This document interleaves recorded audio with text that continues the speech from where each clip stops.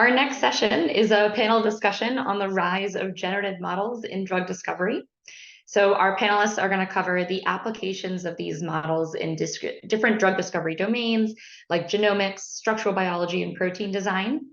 The central role of data quality and how it plays in the successful use of these models, and then how the panelists themselves are incorporating or planning to incorporate these models into their R&D strategy, and then the challenges that they've faced putting these models into production. So we've got quite the big panel today. You can see their faces on the screen. We've got Chedayana Padania, who's the head of global engineering at Sanofi. We're also joined by Tommy Tang, the director of computational biology at Immunitas. Helena Juice, who's the principal technology consultant at EPAM Systems. Prashant Natarajan, who's the vice president of strategy and productions at H2O.ai.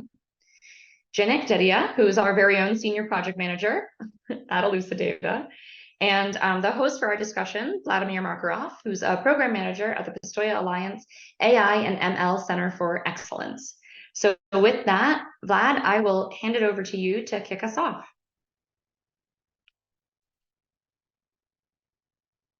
Oh, Vlad, you're still on mute. Now it should work. Wonderful, we can hear you. Thanks for joining us, everyone. Thank you for this introduction. You done a perfect job introducing the panel. And so without any further ado, if I may jump forward and ask a few questions.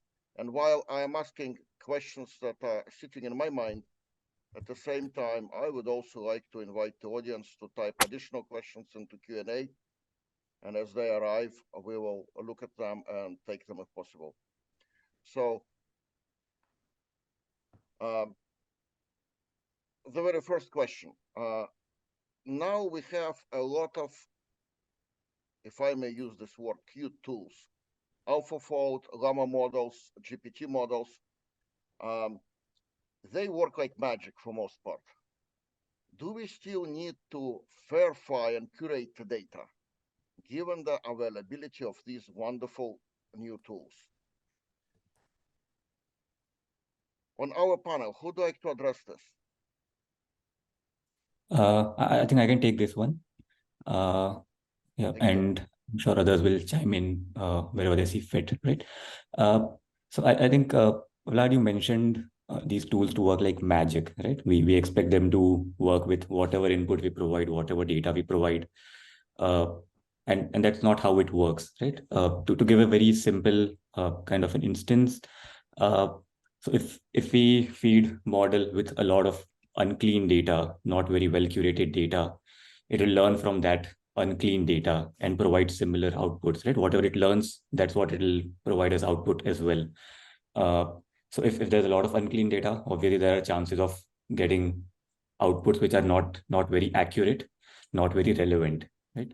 One way in which people look to mitigate this is maybe train the model with a lot of data, right?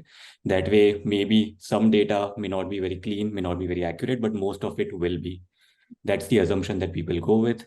And that assumption may not be correct all the time, right? So the better strategy over here would be, rather than going for quantity, go for better quality, go for fair data, right? So fair, I think John had touched upon this, that it's findable, accessible, interoperable, reusable. What I would call that is that we make data consistent, we make data interoperable, it becomes easier and cleaner for anyone to access and see what the information is. And the same holds for the models as well. When we are training them, they also can be trained on this clean and consistent data. So rather than going for quantity, if we have clean, consistent data, maybe in smaller quantities as well, model will learn a lot better overall, right? So in summary, I think what I would say is that, like, verify the data before training, before fine-tuning the models. It will provide a lot accurate, a lot relevant results. And what that eventually results in is that the trust on the model increases a lot more, which means that researchers who are using the models will not spend a lot of time just evaluating the results and Like that saves a lot of time for the researchers, and that's the eventual goal, right? For the AI, that you make humans a lot more efficient with these kind of tools. And again, like we think that these are magic tools, but no, these are not magic tools. Whatever you feed them in, that's what they'll give out as well. Yeah, and Very I'll good point. piggyback on that point. I mean, right now these tools, they're not part of our daily lives. We play with them. Maybe we go to ChatGPT instead of Google, but they're not a core part of our work. When they do become a core part of our work, what we'll start noticing is they're not always right, and they always want to give us an answer. So what we've learned over the past few months is tools like GPT and other large language models, and they have very high recall. They always want to give us something, but the precision is not there yet. And so to reinforce Jenny's point, the only way to get the precision high is to fine-tune these models, or to use few-shot approaches to be very specific for our data. And the only way we can do that is if we clean our data first. I don't see any way around it. If you're familiar with the way GPT was trained, a big component of it was this part called reinforcement learning with human feedback. So many hundreds of thousands of people telling GPT, this answer is better than that answer. I suspect at some point with our data, we're going to have to do some sort of reinforcement learning with human feedback if we want very high quality models that can be part of our day-to-day work. I would like to just jump on top of what Janika and Helena said, Vladimir, and make a couple of points over here. One is, I would say that as you know, Vladimir, I've written this about extensively in my book, Demystifying Big Data and Machine Learning for Healthcare, where I talk about the fact that it's time for an industry to move beyond this one-size-fits-all data quality to look more into data fidelity, which is what is the quality of the data that is needed for the use of the data and for the user who is using the data for primary, secondary, or tertiary purposes.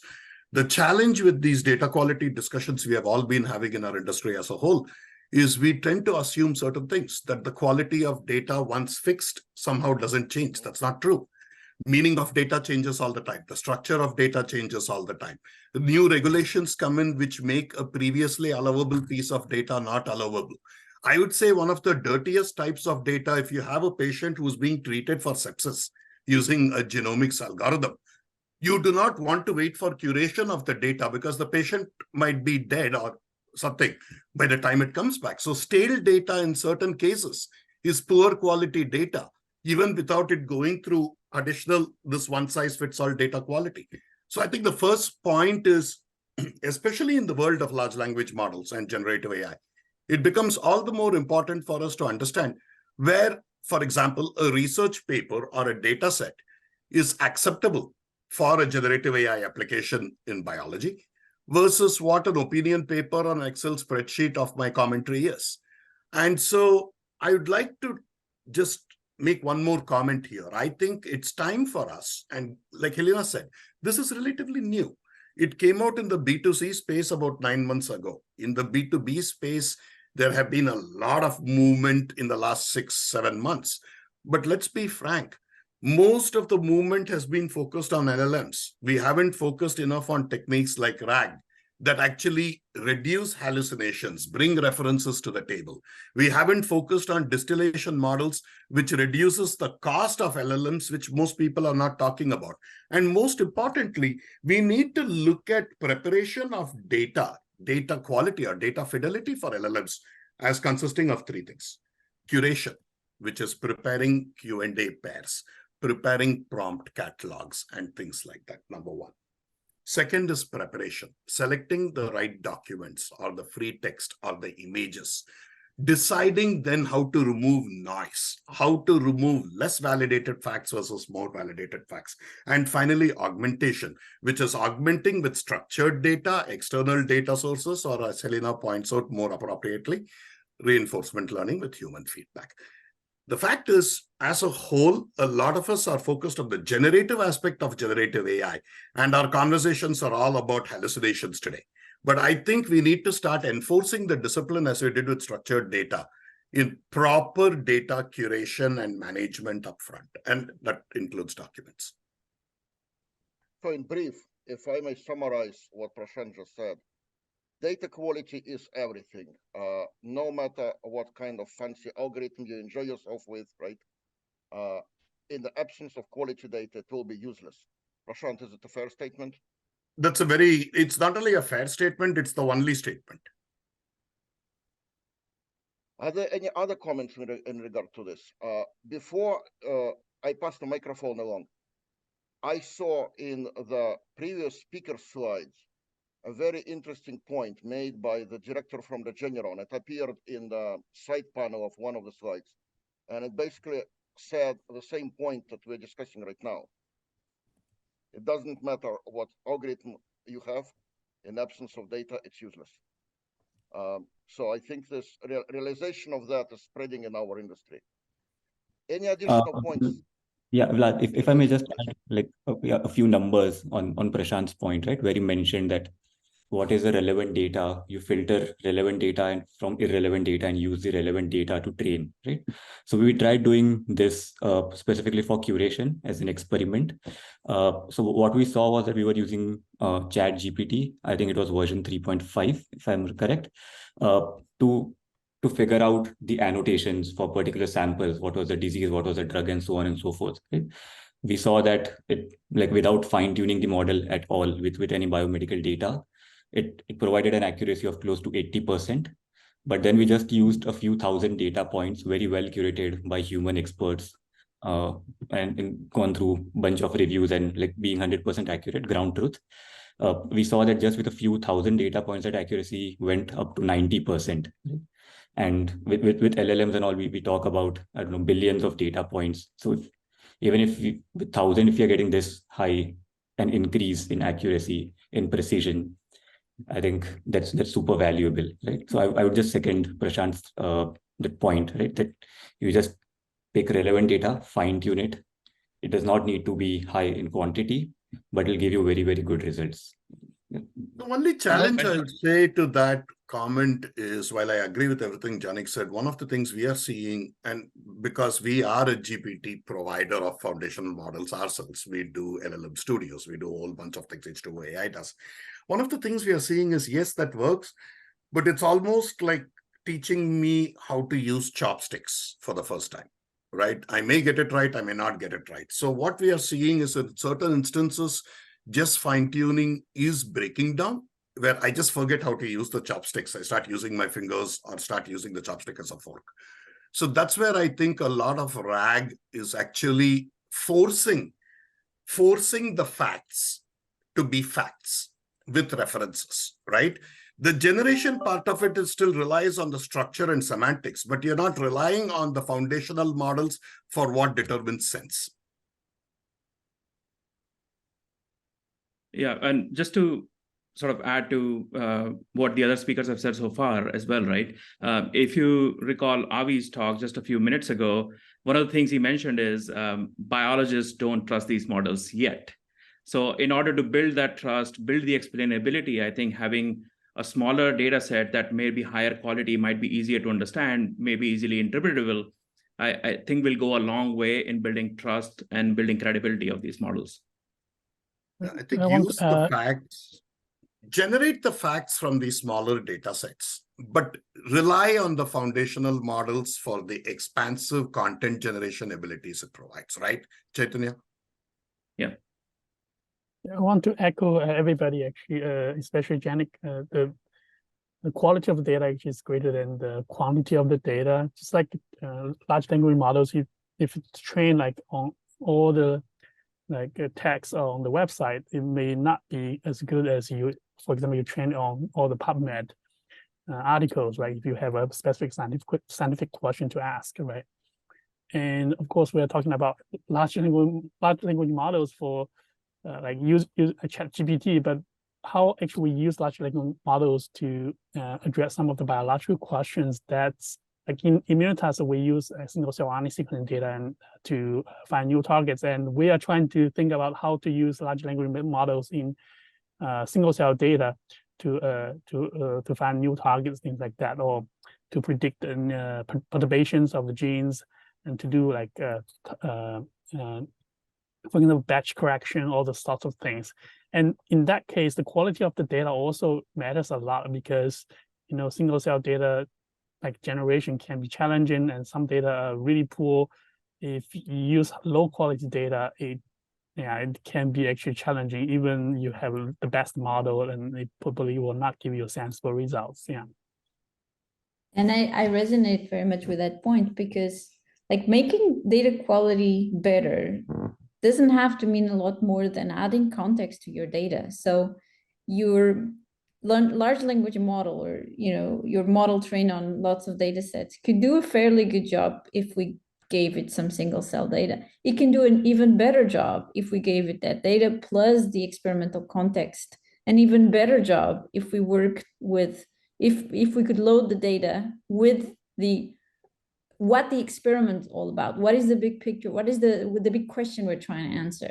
So I find the more of these provenance of the information you add to your prompt, the better these models do. And you can't construct your prompt without very good quality annotations on the data. Given all those considerations in data quality, how do your strategies look like to incorporate generative models or foundational models or large language models into the R&D process? What do you think about that? Perhaps any war stories to trade. Sure, I can take that. I'm one of the few people on the panel that's in the drug discovery business. So yeah, I can take a crack at it, and would love to hear from the other panelists as well. So going a little philosophical on this, I feel most of the focus right now has been in data summarization, so building conversational agents to interact with large corpus of data, whether it be text or regulatory documents or images or things like that. But the real power of generative AI, I think, is in understanding the language of biology. So we have seen all these new tools come up, let it be AlphaFold or BioBert or things like that, which allow us to develop new protein structures, develop new small molecules. And for us, something we are very interested in actually developing is, and I'm already working on that, is a foundational model for target discovery. So can we take multimodal data and use that to discover new targets across different therapeutic areas?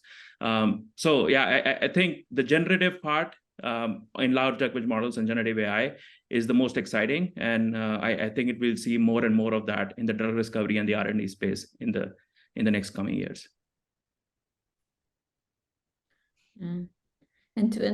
Yes, one thing that we tend to forget is that not all problems need the 1 trillion parameters of GPT-4. Maybe not even the 156 million parameters of GPT 3.5. There are problems that exist in the R&D space that could be solved with much, much smaller models. And so one of the things I increasingly work with my clients in doing is, okay, let's first figure out how small of a model can we use for this problem in order to get the accuracy we're looking for.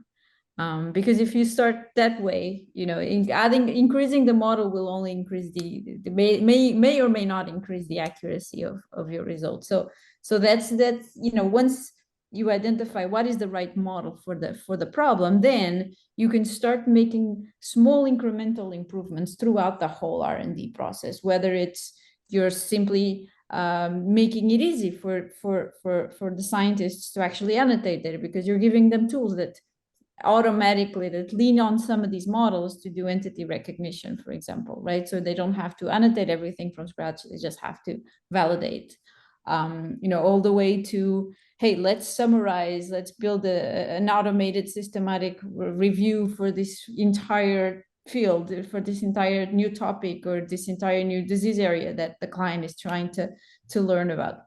So pick the task, pick the model, and figure out where in the process you can make small incremental changes to deliver some of these automations. Yeah, I want to follow Helena. Like I fully agree with that. So in terms of R&D, I always prefer like simpler models first, right? And I shared this before, like many times, you probably don't need deep learning. Probably you don't even need machine learning. Some simple statistics, even visualization, probably you can tell maybe which target to pursue. But of course, there are areas of, for example, image processing. Those like deep learning approaches can shine, like a convolutional neural network, or those things. And yeah, that being said, like at our company, we haven't tried like using generative AI for our R&D, but we are an antibody company, so we want to probably use some of the generative AI approaches to, for example, predict new antibody sequences that have a good binding affinity. Like there's this experimental approach for antibody affinity maturation. It takes a really long time, several rounds of experiments. Maybe that actually can, if we can predict which mutation that can actually increase the binding affinity, that can increase our development process. But again, to do that, you need the data. You need to know, okay, which mutate, like you have like good experimentally validated data. Okay, if you mutate this amino acid, you have a good binding, you have a stronger binding, you have a, I think only if you have that data, then you can use those models, yeah. Just again, like Chaitanya said, and Helena, I know, has come. We've done these events before. Helena, Vladimir, and I also. They come from the science side of the house, from the business side of the house. I come more from the vendor side of the house. At least that's my current role now. So from my perspective, as working where I work now, I can just support what Tommy and Helena said, a couple of things. One is start using tools like LLM evaluation tools that exist out there. Because to Helena's point, you don't have to try and put it inside your own environment to find out whether a Mistral 7 billion model will work better than a Falcon 180 billion model for a specific use case.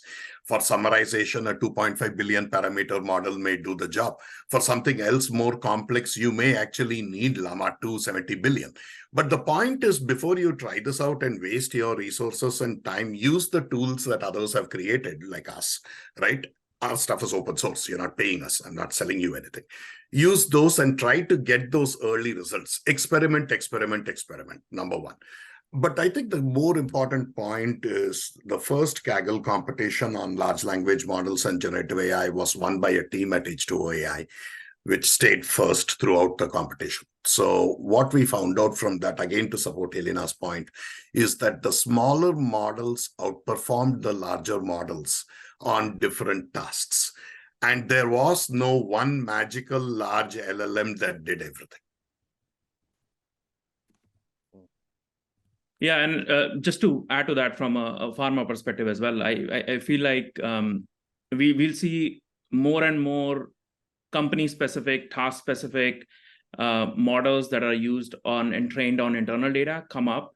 And for us, actually, the challenge will be, how do we not silo information? Because that's sort of goes against the spirit of DataFAIR, right? We want to verify data and advance our knowledge as a species and a scientific community, is to move away from these very task-specific tiny models that will come up that are being applied to advance sort of the R&D pipeline at companies like that. Tanya, that brings up another question. As you train your models in your closed company environment, would it be of any value for you to be able to train models in a federated learning manner so that you benefit from the data accumulated in other companies indirectly? Yeah, no, and that sort of working model exists right now, and there are a lot of companies and vendors and institutions that are working in that space. And I think, yeah, that should be the way forward, is how do we federate generative AI models across institutions, across companies, so that we can bring all that knowledge together. No, I think that's an excellent point. I would actually extend that federation and ask whether we would also be talking about federation at the edge, right?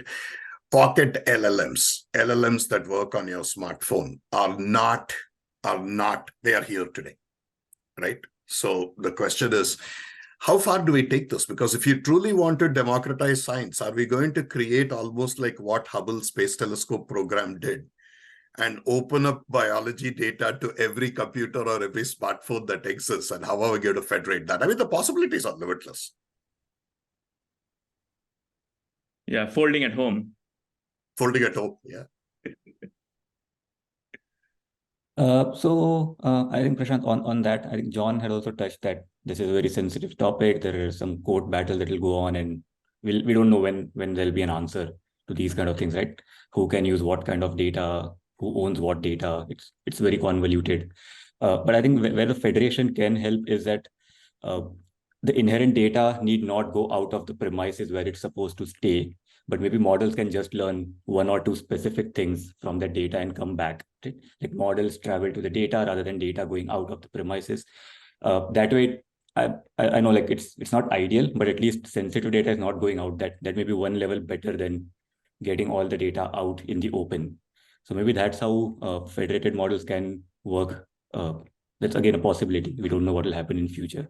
Yeah. That's a beautiful thing that you say. In fact, for me, that is again, like Chaitanya said, it's a philosophical underpinning, right?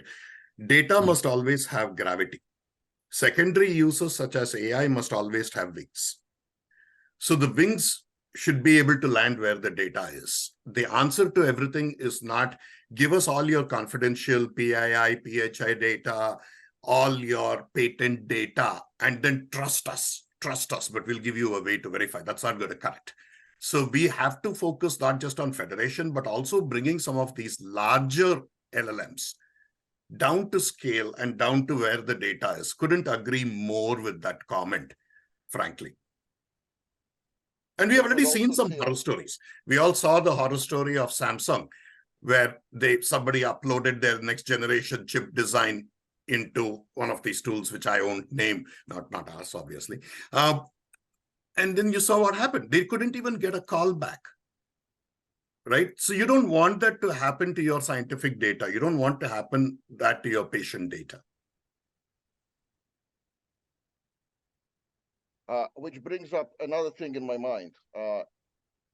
If your data is not fair, you cannot do federated learning over it. Exactly. That takes step us back one. to where we started. Exactly. I mean, there's a lot more that you're going to have to worry about besides having fair data, which is collecting data in a consistent way using, for example, if you're trying to build a federated model on properties of antibodies given certain sequences of amino acids, then you may need to make sure you're all measuring the properties of the antibodies the same way. So, it's going to be quite a challenge, and even bigger challenge if you're not verifying the data for sure. How about specific applications? Tommy and Helena touched on, at least one, which is prediction of antibody activities, right?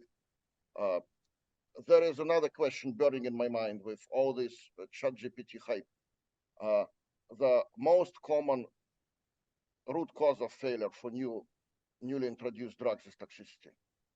If we could predict ahead of time what is toxic and what is not toxic in the human body, right? Perhaps we could save a lot of money. How come we don't already have a model for that, right? So maybe we already do, and I'm misinformed. I don't. What about other applications? Yeah. I think we have. I think what we don't have is a complete understanding of how our biology works. We think we understand, and then you know, when we tried the drug, it turns out our assumptions were not entirely correct, or there were things that weren't taken into consideration when we designed the experiments. And also, yeah, the fundamental problem with drug discovery is our preclinical models don't capture variation at the clinical level. And most drugs that succeed in preclinical trials make it to the clinic, fail there. And that's why you have the drug discovery funnel, where you start with millions of molecules in the beginning and end up with a couple candidates that make it to the clinic. So even models that can apply to that space would be a paradigm shift in the way we do drug discovery as well. Yeah, I think that... just going to add that we don't have foundational models, right? I mean, the only way I can think of creating foundational models that are applicable for all of pharma is through organizations like Pistoia, or organizations that, you know, would actually be that detached third party that can facilitate the construction of these foundational models that could provide a very strong mapping between the way biology works and the way that biology can be measured clinically. I couldn't agree more with Helena there. If you especially see what has happened in the last couple of weeks in Congress and the White House, it's kind of fascinating to see, right? How do you know AI has finally hit prime time? Well, Congress people are talking about it in addition to the internet as a hot topic. So that's how you know it's hit prime time. And one of the things that is coming up quite a bit with this new legislation and some of the new executive orders that the Biden administration is talking about putting in place is bringing things, and again, none of this is set in stone, but bringing things like third-party validation of a model, right? Examining things as basic as accuracy, looking at explainability. I'm not just going to trust you that when you say that your model is 92% accurate, God knows what it means. God knows what data it was trained on. We are going to have a third-party validation. The FDA, thankfully, has been, I would say, probably one of the few agencies in the country that has been more ahead of the rest of the federal agencies in the space. And I think organizations like Pistoia and the community of people like us over here, from the different hats we wear, need to inform that on the LLM side of the house. This is the time for us to do it, because otherwise it will happen without our informed knowledge and informed consent. Yeah, Vladimir was asking what are the applications of generative AI or like large language models in, like, for example, in biological data analysis. I was talking about like a single cell data analysis, and actually there are people are working on the foundation models, LLM in single cell. And one of such is called GPT, and you may have heard of it. And also there are two more recent papers actually evaluating the performance of those foundation models in terms of like more specific tasks such as batch correction, imputation, and cell annotation. And for those specific tasks, and actually the foundation model doesn't perform better than those like task-specific tools such as SCVI or like Harmony for batch correction.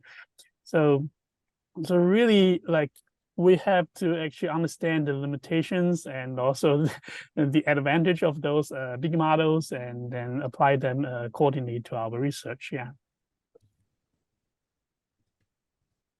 Another burning question in my mind: deciphering the mechanisms of action is a hard task. What do you know about use of large language models or foundational models to this effect? You know, I am dreaming up things where, remember the old movies about dinosaurs, right? Where kids walk up to the computer, they type up a question, and a fantastic mechanistic explanation comes up, right? So, you know, how dinosaurs developed out of, you know, preserved DNA and then mutated. So, are we there yet? Interesting. That's a very interesting question. I think so. I'll play the devil's advocate here, because this is the thing that makes me the most nervous with you know, it's large language models. I'm assuming they're going to be reading knowledge from PubMed. they aren't able to tell you, hey, I have a gap in my knowledge here, right? They're going to always try to cover that gap, but that gap in the knowledge is exactly what we need. Right? We need to know that there's some component that is disconnected from some other component when it comes to explaining the exact mechanism of action of a drug. And so that is, I think, where we need to push beyond large language models, beyond generative AI, and ask ourselves, and I'm biased because I'm a knowledge graph nerd, but ask ourselves, how could we actually combine these two technologies to make those gaps extremely explicit?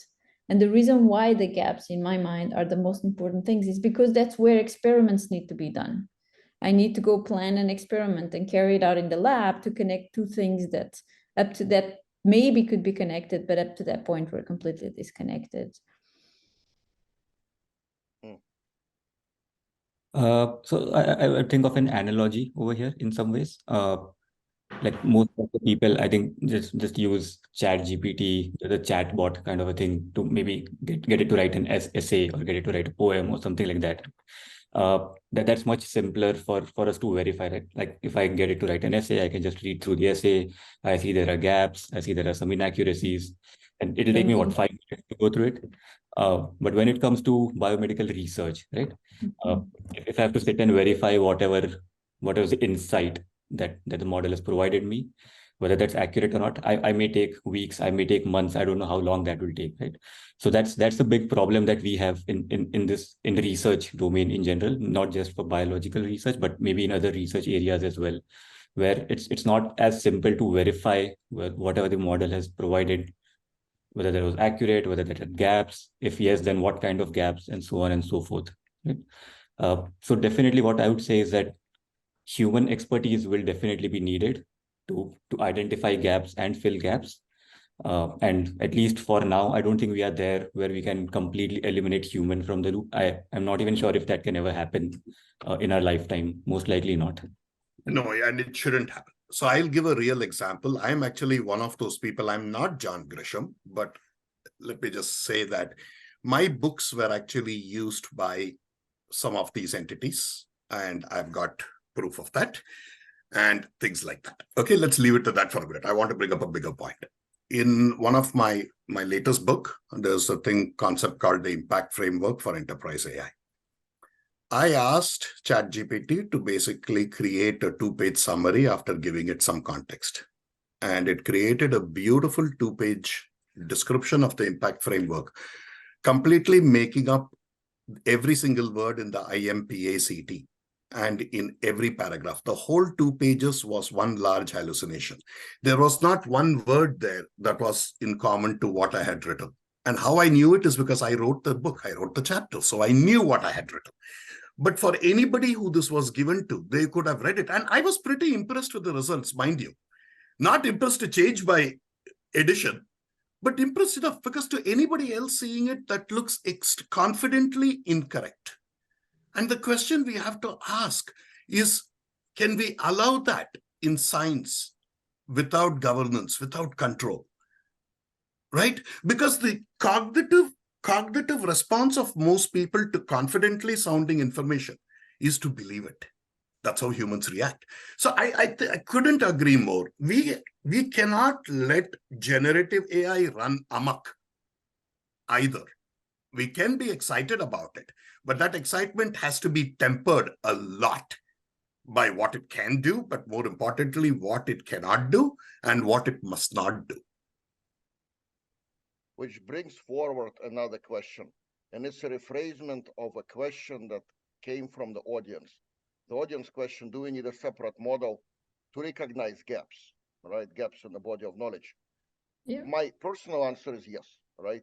I don't know how to create it, but the business person in me says there is a market for that. But to extend this question and combine with Prashant's comment, do we need a model that would recognize hallucinations created by other models? Yes, I love that idea. Just an adversarial type of model that will be able to detect when the other model is making things up.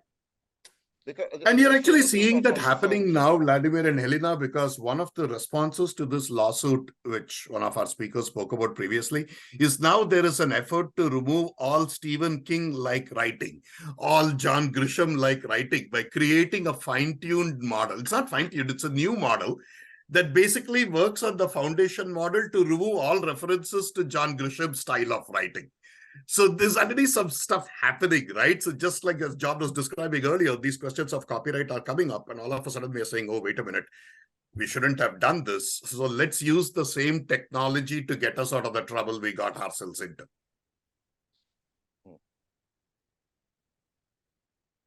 But then again, the question is that the same technology will have the same flaws again, right? So maybe it captures 10% of the hallucinations, does not capture 90%, or maybe it captures 90%, does not capture 10%. But again, like, I don't think AI can solve the problems of AI completely, right? Because again, new AI will have similar kind of gaps within itself. So definitely it can make it a lot better, because maybe like whatever number of hallucinations you can capture without human intervention, that's definitely beneficial, right? Because it makes the entire system, the entire process a lot more efficient. But again, like, it can't be made 100% perfect just by this methodology, I think. Yeah, so my opinion is I think these models are great enablers and catalysts.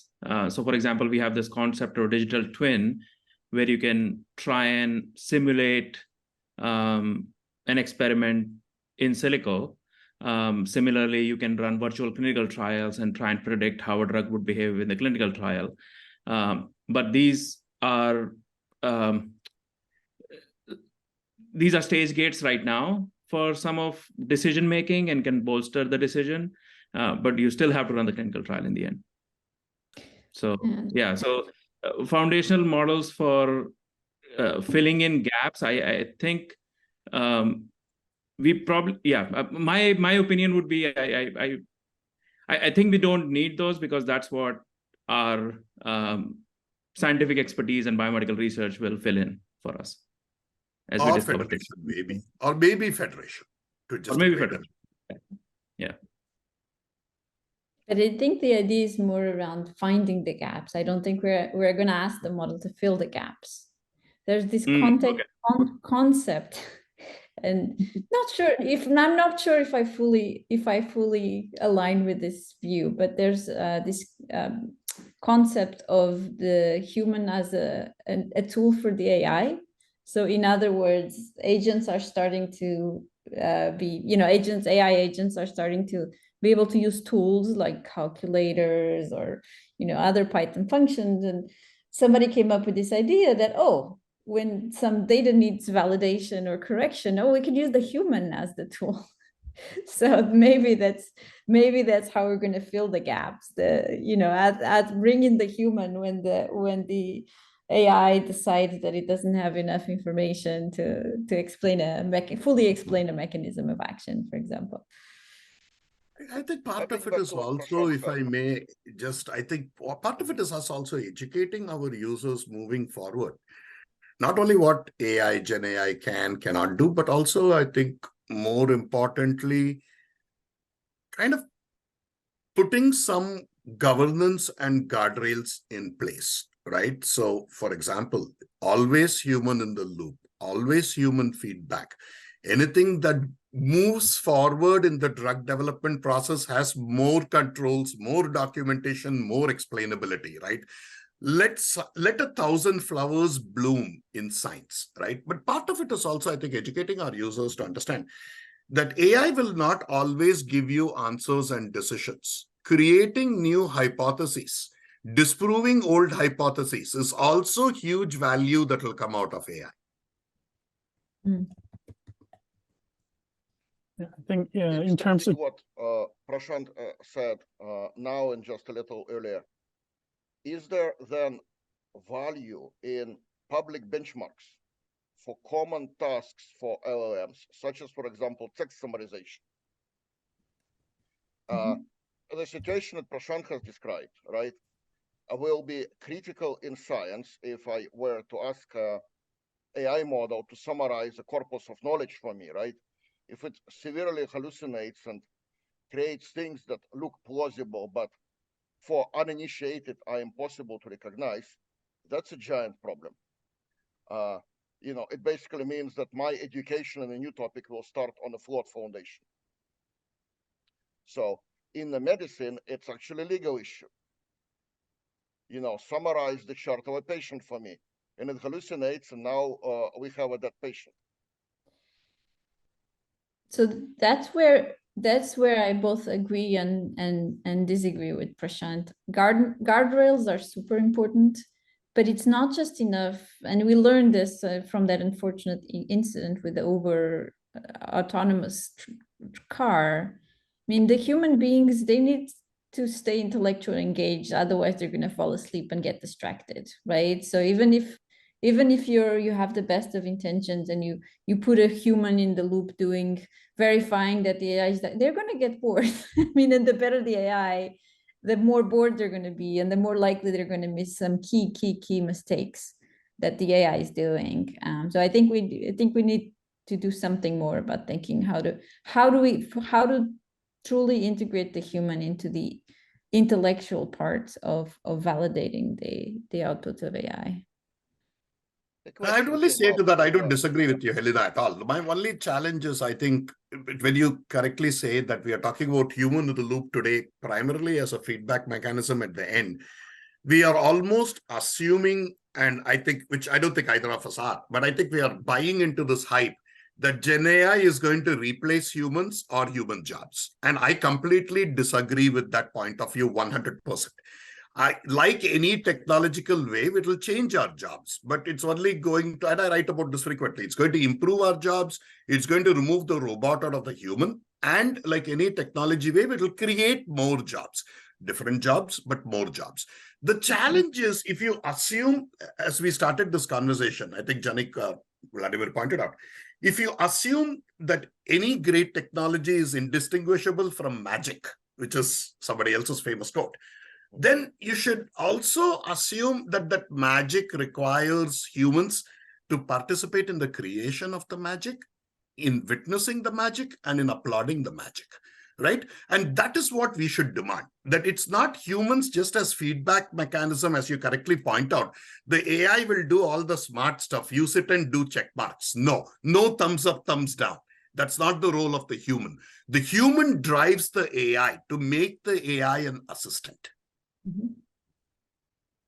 Yeah. Question just came up in the chat, which I think is a good question for us to address in the few remaining minutes. What interesting use cases are you currently working on in your practice, in your application of artificial intelligence in research? To the degree possible that you can share those. I know that a lot of it is probably proprietary.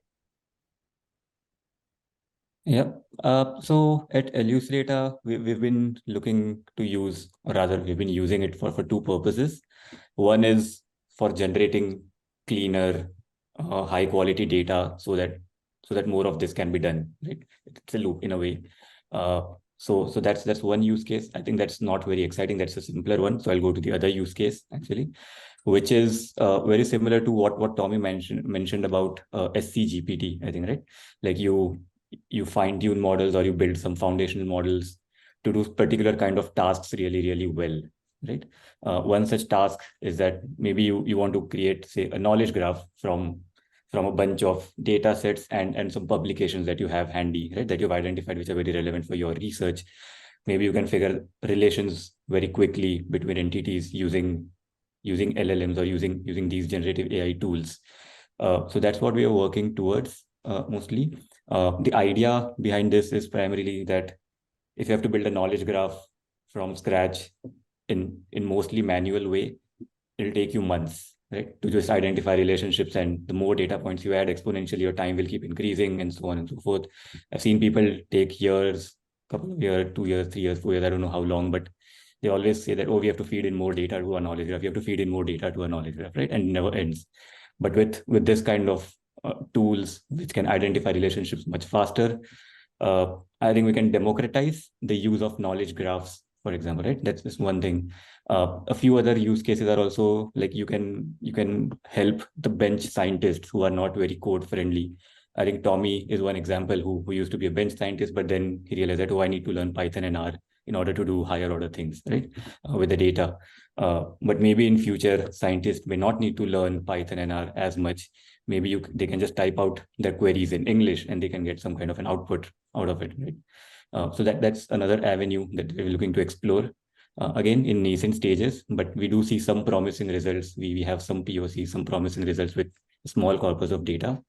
And we should see this out in the market, I think soon, pretty soon. Yeah. Are there any other low-hanging This goes, fruit? nobody else goes. I have a couple that I can talk about a bit freely too, because unlike the others, I'm not dealing with secret sauce. I'm just making my own. So one of the efforts that we are very actively working on is in orthopedics with UCSF, DocSF, and Dr. Stefano Bini, where the H2O team and Dr. Bini are working in creating a generative AI solution. I'll call it a solution rather than an LLM. Part of it is a large language model for orthopedics, specifically for knee arthroscopy and knee arthroplasty. And then also building some additional tools on that, like we talked about earlier, retrieval augmented generation, distilled models, and things like that, which makes these things more real and brings more facts, right? Fact plus generation. Like I said, sense coming from validated references, semantics and structure coming from foundation models. So that's an area that we are super excited about. And the whole purpose is it's going to be shortly tested by 300 physicians. And it's going to be a physician-facing tool, right? Not a patient-facing tool, not an admin tool. So that's one thing that we are doing. Another work that we have just started doing is with Stanford University with anesthesia. Anesthesia is a very data-forward thing. So we are talking about some common benchmarks for anesthesiologists based on established literature. So that's a second effort that we have just started. And in the non-clinical side, we are doing some things with discharge notes and contracts. I'm using it to write code. I find it's one of the most exciting applications for me. Just streamline the creation of data cleaning, data analysis pipelines, creating ontologies on the fly, mapping data from its original sources, whether they're JSON or tabular, into a knowledge graph, and then using the knowledge graph to answer questions augmented by the LLM. So I think there's huge potential in using LLMs to write code. For me, I'm proud to work at a company where our pharma CEO comes out and says we are all in on AI. So we are using it all the way from target discovery, like the example I mentioned about the biology, the generative biology example, as well as designing new antibodies using protein language models, all the way to summarizing regulatory documents and how we can speed up that process as well. So excellent adoption and ongoing projects all across the drug discovery value chain. Folks, we're almost at the top of our allowed time period. I would like to thank the panelists for taking the time to talk about all of this. And, the future, I would say, looks bright. It's a little scary, right, as every new thing, but it's bright. In a way, I wish that instead of 55 years old, I was 25 today. So, because so much new and exciting would be open, right? And I'd like you to leave this conversation with this positive thought. Thank you, everybody. Thank you. Thanks, Vladimir. Thanks, everyone. Thank you again to our panelists and Vlad for hosting this session. We really appreciate everyone's time. Be awesome if you guys could stick around and keep the conversation going in the chat or in the Q&A. But again, we really appreciate it. And for everyone who's wondering, yes, this will be available. We'll send out the recordings as soon as we have them ready.